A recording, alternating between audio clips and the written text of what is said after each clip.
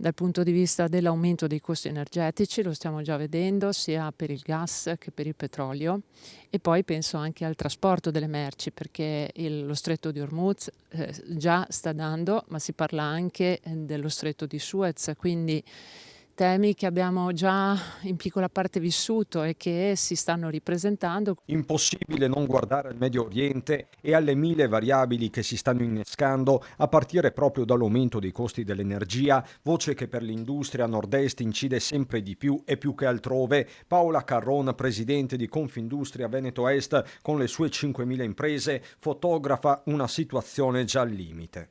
L'Italia, il costo dell'energia è 113 euro al megawattora.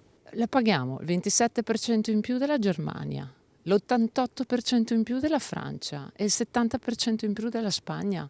Le nostre imprese non possono essere competitive se partiamo con questo gap importantissimo.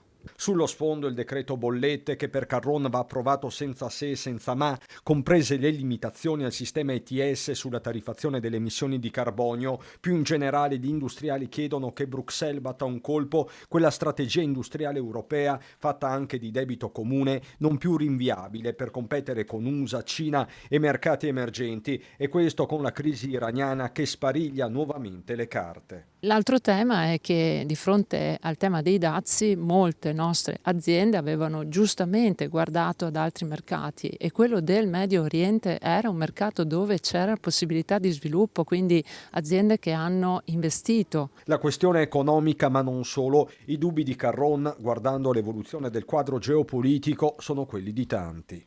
Mi chiedo cosa lasceremo ai nostri figli, e soprattutto mi chiedo e rifletto sul fatto che ci stiamo abituando a un elemento come la guerra che ci circonda. La situazione sicuramente non è facile e viviamo un po' giorno per giorno con la speranza che ci sia anche una sorta di coscienza nelle persone.